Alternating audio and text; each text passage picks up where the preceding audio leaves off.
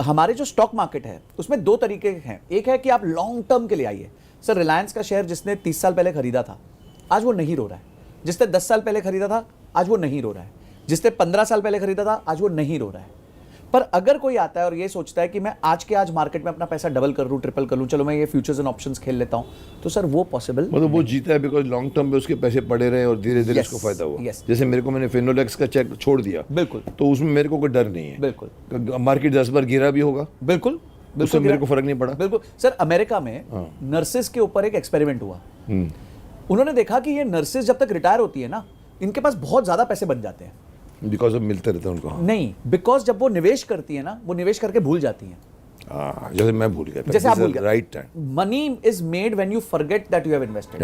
ये अच्छी बात कही आपने। मैं लोगों को बोलता हूँ लेके भूल जाओ। बिल्कुल अच्छी चीज। पर उसके लिए फिर आपके अंदर कम लालच भी होनी चाहिए, एम्बिशन भी कम होना चाहिए कमाई का। बस जिसको कमाई चाहिए आज 2 दिन में 4 हो जाना चाहिए, वो फंसेगा। सर वो मरेगा। अच्छा, फंसेगा नहीं, मरेगा। वो क्यों मरेगा? क्योंकि जो वो कैपिटल लेके आया था ना, वो भी खत्म कर देगा। और कभी कभी सर ऐसे लोग जो हैं वो उधार का कैपिटल लेके आते हैं।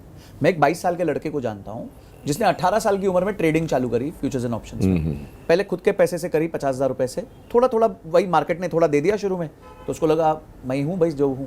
उसने सर अपने पूरे परिवार से, दोस्तों से मिलकर 70 लाख रुपए बोरो किए, 70 lakhs at the age of 19। वो 70 लाख उसने डेरिवेटिव्स में लगाए, वो जीरो हो गए। आज सर 25,000 की तनख्वाह पे है और उसको 70 लाख रुपए वापस करने हैं, और वो भी अपने परिवार वालों को से लिया। yes. तो वो तो फिर वो ट्रॉमा में चले जाए। जैसे कल मुझे इसने भी बताया कि आप कि जिसके पैसे जाते हैं ना, वो भी किसी से लेके रखते हैं फादर उसके, तो वो आदमी ट्रॉमा की लड़की का पैसा मैंने लेके लगाया है, तो ये भी एक होता होगा बहुत बड़ा उस आदमी को झटका की। बहुत बढ़िया सर। और आप सोचिए हर दूसरे दिन फोन आना किसी का कि भाई मेरे पैसे वापस कर दे, मेरे पैसे वापस कर दे। रिकवरी वाले बहुत पीछे पड़ जाते हैं। तो सर ये ट्रॉमा क्यों झेलना है? मैं हमेशा कहता हूं कि one bad financial decision can push your life back by 10 years। One bad decision, एक गलत डिसीजन अगर आप फाइनेंशियली ले लेते हो, आपकी जिंदगी पीछे 10 साल पीछे चली जाती है।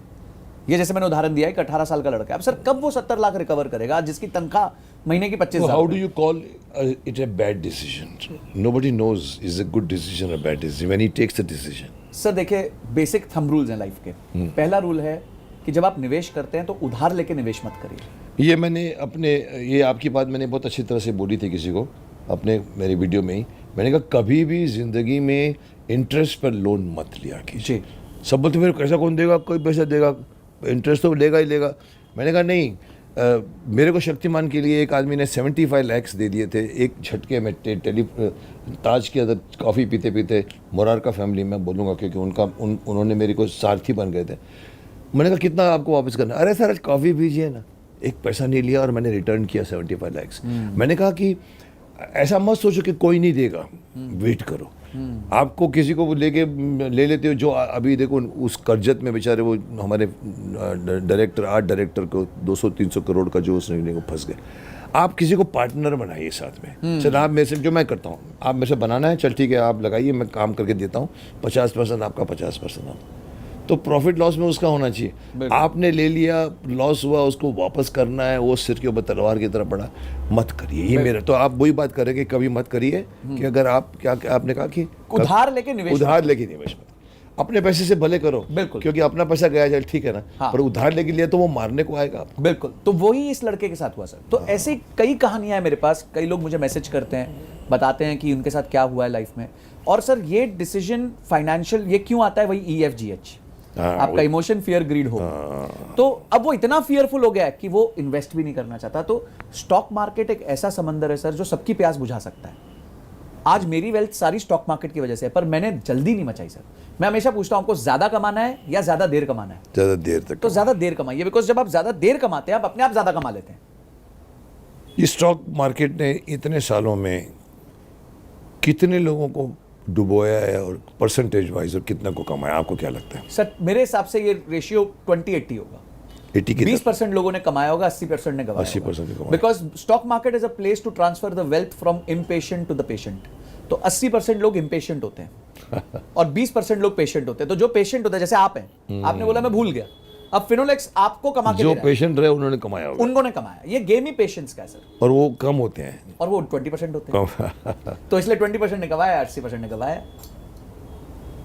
चलिए मैं जानना चाहूँगा स्टॉक मार्केट के बारे में भी कुछ मुझे नॉलेज, बिकॉज मैं इसमें पसंद नहीं करता। मैं कई बार कहता हूँ कि यार अपने हिसाब से करो ना, आपने अपना रिमोट कंट्रोल दे के रखा हुआ उसके ऊपर और वो आपको चला रहा है ऊपर।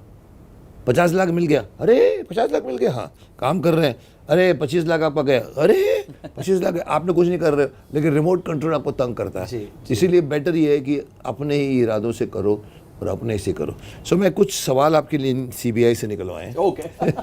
तो मैं आपसे पूछूंगा, देखते हैं इसके हमको क्या ज्ञान मिलता है। एक बहुत जनरल क्वेश्चन से शुरुआत करते हैं। मैं सीधा साधा सवाल पूछूंगा, क्योंकि भारत एक बहुत बड़ा वर्ग मिडिल क्लास गरीब वर्ग है जी। उनके लिए आज भी ये अनसुलझी पहेली है, जैसा है जी हम स्टॉक मार्केट की बात करें, मतलब उनके लिए अभी भी आज पहेली है। बड़े बड़े लोग जो करते हैं वो तो गेम खेलते हैं, उनको मालूम है कि कौन सी कंपनी आगे जाने वाली है, उनको तो अंदर का ये भी मालूम पड़ता होगा, ये तो हम करके भूल जाते हैं। स्टॉक मार्केट क्या है? क्या ये केवल पैसे वाले के लिए पैसे कमाने का प्लेटफॉर्म है? इसकी क्या आवश्यकता है और देश की अर्थव्यवस्था में स्टॉक मार्केट का क्या इंपॉर्टेंस है? तो सर मैं देश की अर्थव्यवस्था से स्टार्ट करता हूँ। ओके। कि देश की अर्थव्यवस्था का बैरोमीटर जिसे हम कहते हैं वो हमारा स्टॉक मार्केट होता है। बिल्कुल होता है। अगर हमारे स्टॉक मार्केट के कंपनी, हमारी जो कंपनी, सर देखिए कंपनी की वैल्यू कब बढ़ती है? जब कंपनी ज़्यादा प्रॉफिट करती है। ये आप बात करें पब्लिक लिमिटेड कंपनी की? यस, मैं stocks are only for the public limited. हाँ, ये public limited company. There is no private company has got short. Not at all. वो डायरेक्टर्स होते हैं सर, उनके कुछ किसी को देते नहीं है। नहीं, वो देते नहीं, प्राइवेटली ओन्ड होती है। Privately. This is you are talking about public limited सारी कंपनी। तो उसमें क्या बताया आपने कि ये हमारा बैरोमीटर है सर, जो हमारे कंट्री के ग्रोथ को बताता है।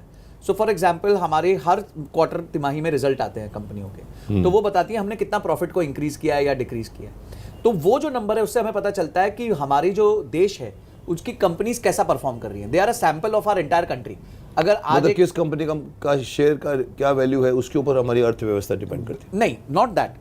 वो कंपनी कितना मुनाफा कर रही है वो हमको मालूम पड़ेगा, वो उससे मालूम पड़ेगा। और समझिए जितना मुनाफा करेगी उतना वो सरकार को टैक्स देगी, तो मुनाफा बढ़ेगा तो सरकार का टैक्स बढ़ेगा, और पब्लिक को भी उसने कमा के दिया, और पब्लिक को भी कमा के दिया। और सरकार को जब वो टैक्स देगी तो सरकार फिर अपने इंफ्रास्ट्रक्चर पे, डिफेंस पे, इन सब चीजों पे ज्यादा निवेश कर पाएगी, ज्यादा अच्छी पॉलिसीज बना पाएगी, काम जाएगा उसका। यस। तो एक इस तरीके से अर्थव्यवस्था का एक बहुत बड़ा बैरोमीटर बन जाता है हमारा स्टॉक मार्केट। तो स्टॉक मार्केट एक अभिन्न अंग है किसी भी पर्टिकुलर इकोनॉमी के लिए।